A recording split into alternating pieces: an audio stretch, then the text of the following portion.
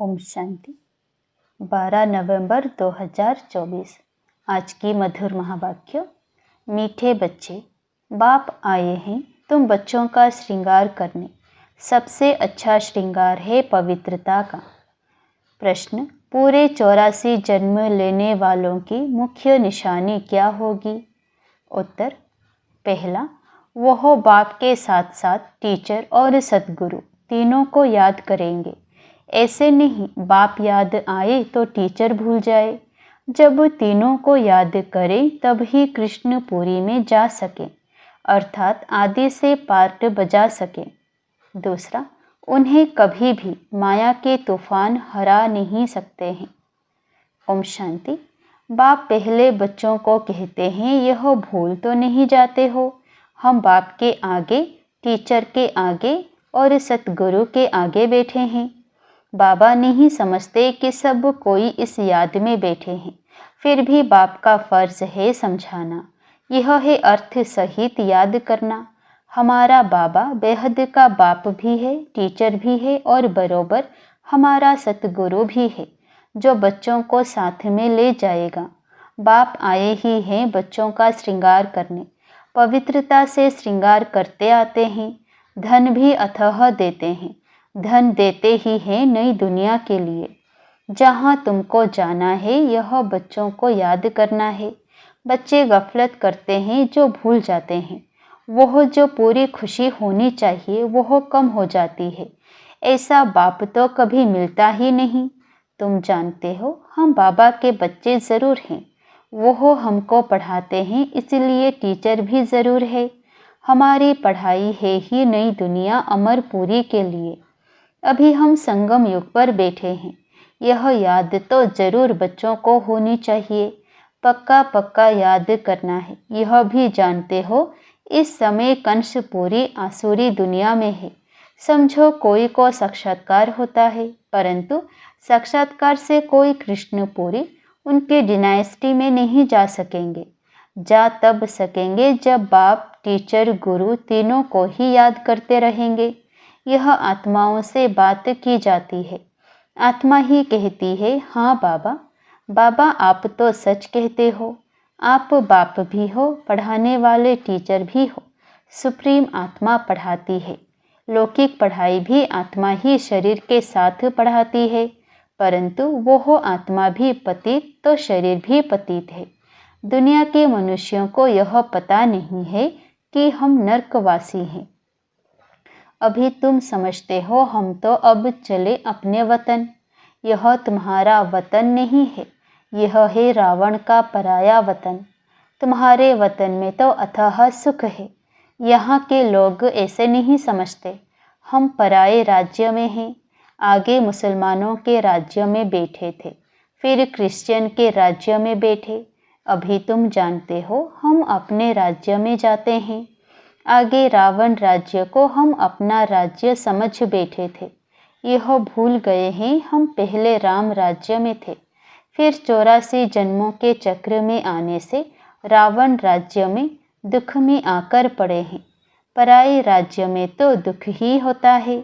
यह सारा ज्ञान अंदर में आना चाहिए। बाप तो जरूर याद आएगा, परंतु तीनों को याद करना है। यह नॉलेज भी मनुष्य ही ले सकते हैं, जानवर तो नहीं पढ़ेंगे। यह भी तुम बच्चे समझते हो। वहाँ कोई बैरिस्टरी आदि की पढ़ाई होती नहीं। बाप यहाँ ही तुमको मालामाल कर रहे हैं, तो सब तो राजाएं नहीं बनते हैं। व्यापार भी चलता होगा, परंतु वहाँ तुमको अथाह धन रहता है। घाटा आदि होने का कायदा ही नहीं। लूट मार आदि वहाँ होती नहीं। नाम ही है स्वर्ग। अभी तुम बच्चों को स्मृति आई है हम स्वर्ग में थे, फिर पुनर्जन्म लेते लेते नीचे उतरते हैं।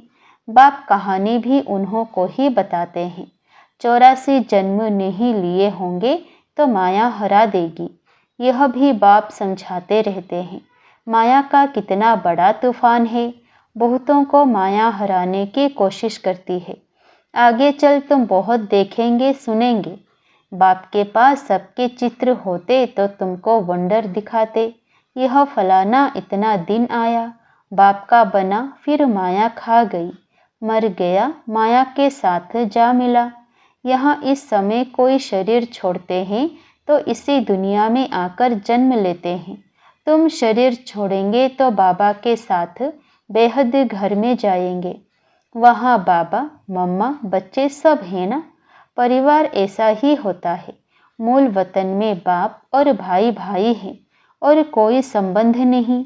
यहाँ बाप और भाई बहन हैं, फिर वृद्धि को पाते हैं। चाचा मामा आदि बहुत संबंध हो जाते हैं। इससे संगम पर तुम प्रजापिता ब्रह्मा के बनते हो तो भाई बहन हो। शिव बाबा को याद करते हो तो भाई भाई हो। यह सब बातें अच्छी रीति याद करनी है। बहुत बच्चे भूल जाते हैं। बाप तो समझाते रहते हैं। बाप का फर्ज है बच्चों को सिर पर उठाना। तब तो नमस्ते नमस्ते करते रहते हैं, अर्थ भी समझाते हैं। भक्ति करने वाले साधु संत आदि कोई तुमको जीवन मुक्ति का रास्ता नहीं बताते। वह मुक्ति के लिए ही पुरुषार्थ करते रहते हैं। वह है ही निवृत्ति मार्ग वाले। वह राजयोग कैसे सिखलाएंगे? राजयोग है ही प्रवृत्ति मार्ग का। प्रजापिता ब्रह्मा को 4 भुजाएं देते हैं तो प्रवृत्ति मार्ग हुआ ना। यहाँ बाप ने इनको एडप्ट किया तो नाम रखा है ब्रह्मा और सरस्वती। ड्रामा में नोंद देखो कैसी है। वानप्रस्थ अवस्था में ही मनुष्य गुरु करते हैं, 60 वर्ष के बाद। इसमें भी 60 वर्ष के बाद बाप ने प्रवेश किया तो बाप टीचर गुरु बन गए। अभी तो कायदे भी बिगड़ गए हैं। छोटे बच्चे को भी गुरु करा देते हैं। यह तो है ही निराकार। तुम्हारी आत्मा का यह बाप भी बनते, टीचर सतगुरु भी बनते हैं। निराकारी दुनिया को कहा जाता है आत्माओं की दुनिया। ऐसे तो नहीं कहेंगे, दुनिया ही नहीं है। शांति धाम कहा जाता है, वहाँ आत्माएं रहती है। अगर कहें परमात्मा का नाम, रूप, देश, काल नहीं तो बच्चे फिर कहाँ से आएंगे? तुम बच्चे अब समझते हो यह वर्ल्ड की हिस्ट्री ज्योग्राफी कैसे रिपीट होती है। हिस्ट्री चैतन्य की होती है, ज्योग्राफी तो जड़ वस्तु की है। तुम्हारी आत्मा जानती है हम कहाँ तक राज्य करते हैं। हिस्ट्री गाई जाती है जिसको कहानी कहा जाता है। ज्योग्राफी देश की होती है। चैतन्य ने राज्य किया, जड़ तो राज्य नहीं करेंगे। कितने समय से फलाने का राज्य था। क्रिश्चियन ने भारत पर कब से कब तक राज्य किया? तो इस वर्ल्ड की हिस्ट्री ज्योग्राफी को कोई जानते ही नहीं। कहते हैं सतयुग को तो लाखों वर्ष हुआ, उसमें कौन राज्य करके गए, कितना समय राज्य किया, यह कोई नहीं जानता। इसको कहा जाता है हिस्ट्री। आत्मा चैतन्य, शरीर जड़ है। सारा खेल ही जड़ और चैतन्य का है। मनुष्य जीवन ही उत्तम गाया जाता है। आदमशुमारी भी मनुष्यों की गिनी जाती है। जानवरों की तो कोई गिनती कर भी ना सके। सारा खेल तुम्हारे पर है। हिस्ट्री ज्योग्राफी भी तुम सुनते हो। बाप इसमें आकर तुमको सब बातें समझाते हैं। इसको कहा जाता है बेहद की हिस्ट्री ज्योग्राफी। यह नॉलेज ना होने कारण तुम कितने बेसमझ बन पड़े हो। मनुष्य होकर दुनिया की हिस्ट्री ज्योग्राफी को ना जाने तो वह मनुष्य ही क्या काम का। अभी बाप द्वारा तुम बोर्ड की हिस्ट्री ज्योग्राफी सुन रहे हो। यह पढ़ाई कितनी अच्छी है। कौन पढ़ाते हैं? बाप। बाप ही ऊंचते ऊंच पद दिलाने वाला है। इन लक्ष्मी नारायण का और जो उन्हों के साथ स्वर्ग में रहते हैं उन्हों का ऊंचते ऊंच पद है ना। वहाँ बैरिस्टरी आदि तो करते नहीं, वहाँ तो सिर्फ सीखना है। हुनर ना सीखें तो मकान आदि कैसे बने? 1-2 को हुनर सिखलाते हैं, नहीं तो इतने मकान आदि कौन बनाएंगे? आप ही तो नहीं बन जाएंगे। यह सब राज अभी तुम बच्चों की बुद्धि में भी नंबरवार पुरुषार्थ अनुसार रहते हैं। तुम जानते हो यह चक्र फिरता रहता है। इतना समय हम राज्य करते थे, फिर रावण के राज्य में आते हैं। दुनिया को इन बातों का पता नहीं है कि हम रावण राज्य में हैं। कहते हैं हमको बाबा रावण के राज्य से लिबरेट करो। भारतवासियों ने क्रिश्चियन राज्य से अपने को लिबरेट किया, अब फिर कहते हैं गॉड फादर हमको लिबरेट करो। स्मृति आती है ना, कोई भी यह नहीं जानते कि ऐसे क्यों कहते हैं। अभी तुमने समझा है, सारे सृष्टि पर ही रावण राज्य है। सब कहते हैं राम राज्य चाहिए, तो लिबरेट कौन करेगा? समझते हैं गॉड फादर लिबरेट कर गाइड बन ले जाएंगे। भारतवासियों को इतना अक्ल नहीं है, यह तो बिल्कुल तमो प्रधान है। वह ना इतना दुख उठाते हैं ना इतना सुख ही पाते हैं। भारतवासी सबसे सुखी बनते हैं तो दुखी भी बने हैं। हिसाब है ना, अभी कितना दुख है। जो रिलीजियस माइंडेड हैं वह याद करते हैं, ओ गॉड फादर लिबरेटर, तुम्हारी भी दिल में है बाबा, आकर हमारे दुख हरो और सुखधाम ले चलो। वो कहते हैं शांति धाम ले चलो, तुम कहेंगे शांति धाम और सुखधाम ले चलो। अब बाप आया हुआ है तो बहुत खुशी होनी चाहिए। भक्ति मार्ग में कनरस कितना है, उनमें रियल बात कुछ भी है नहीं, एकदम आटे में नमक है। चंडिका देवी का भी मेला लगता है। अब चंडियों का फिर मेला क्यों लगता है? चंडी किसको कहा जाता है? बाबा ने बताया है चंडाल का जन्म भी यहाँ के ही लेते हैं। यहाँ रहकर खा पी कर कुछ देकर फिर कहते हैं हमने जो दिया वो हमको दो। हम नहीं मानते, संशय पड़ जाता है तो वो क्या जाकर बनेंगे। ऐसी चंडिका का भी मेला लगता है। फिर भी सतयुगी तो बनते हैं ना, कुछ समय भी मददगार बने तो स्वर्ग में आ गए। वह भक्त लोग तो जानते नहीं, ज्ञान तो कोई के पास है नहीं। वह चित्रों वाली गीता है, कितना पैसा कमाते हैं। आजकल चित्रों पर तो सब आशिक होते हैं, उसको आर्ट समझते हैं। मनुष्यों को क्या पता देवताओं के चित्र कैसे होते हैं। तुम असल में कितने फर्स्ट क्लास थे, फिर क्या बन गए हो। वहाँ कोई अंधा काना आदि होता नहीं। देवताओं की नेचुरल शोभा होती है, वहाँ नेचुरल ब्यूटी होती है। तो बाप भी सब समझाकर फिर कहते हैं बच्चे बाप को याद करो। बाप भी है, टीचर सतगुरु भी है। तीनों रूप में याद करो तो तीनों वर्षे मिलेंगे। पिछाड़ी वाले तीनों रूप में याद कर नहीं सकेंगे, फिर मुक्ति में चले जाएंगे। बाबा ने समझाया है सूक्ष्म वतन आदि में जो कुछ देखते हो यह तो सब हैं साक्षात्कार की बातें। बाकी हिस्ट्री ज्योग्राफी सारी यहाँ की है, इनकी आयु का किसी को पता नहीं है। अभी तुम बच्चों को बाप ने समझाया है, तुम फिर कोई को भी समझा सकते हो।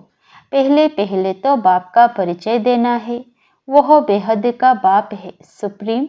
लौकिक बाप को परमात्मा व सुप्रीम आत्मा कभी नहीं कहा जाता।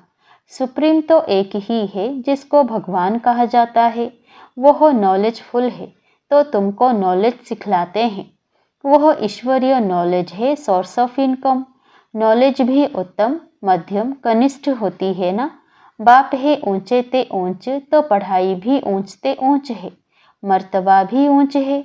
हिस्ट्री ज्योग्राफी तो झट जान जाते हैं, बाकी याद की यात्रा में युद्ध चलती है। इसमें तुम हारते हो तो नॉलेज में भी तुम हारते हो। हार कर भागंती हो जाते हैं तो नॉलेज में भी भागंती हो जाते हैं।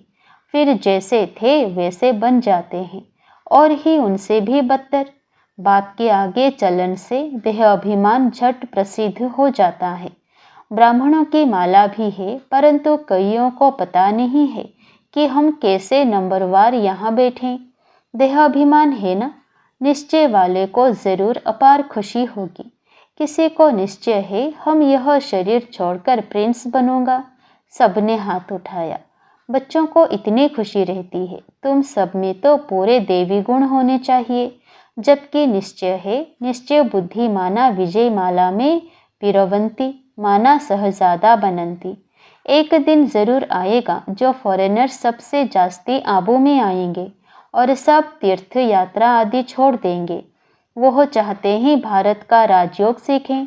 कौन है जिसने पैराडाइज स्थापन किया? पुरुषार्थ किया जाता है। कल्प पहले यह हुआ होगा तो ज़रूर म्यूज़ियम बन जाएगा। समझाना है ऐसी प्रदर्शनी हमेशा के लिए लगाने चाहते हैं। 4-5 वर्ष के लिए लीज पर भी मकान लेकर लगा सकते हैं। हम भारत की ही सेवा करते हैं सुखधाम बनाने के लिए। इसमें बहुतों का कल्याण होगा। अच्छा, मीठे मीठे सिक्के लधे बच्चों प्रति माता पिता बाप दादा का याद प्यार और गुड मॉर्निंग। रूहानी बाप की रूहानी बच्चों को नमस्ते। धारणा के लिए मुख्य सार। पहला, अपार खुशी में रहने के लिए सदा स्मृति रहे कि स्वयं बाप हमारा श्रृंगार कर रहे हैं। वह हमें अथाह धन देते हैं। हम नई दुनिया अमरपुरी के लिए पढ़ रहे हैं।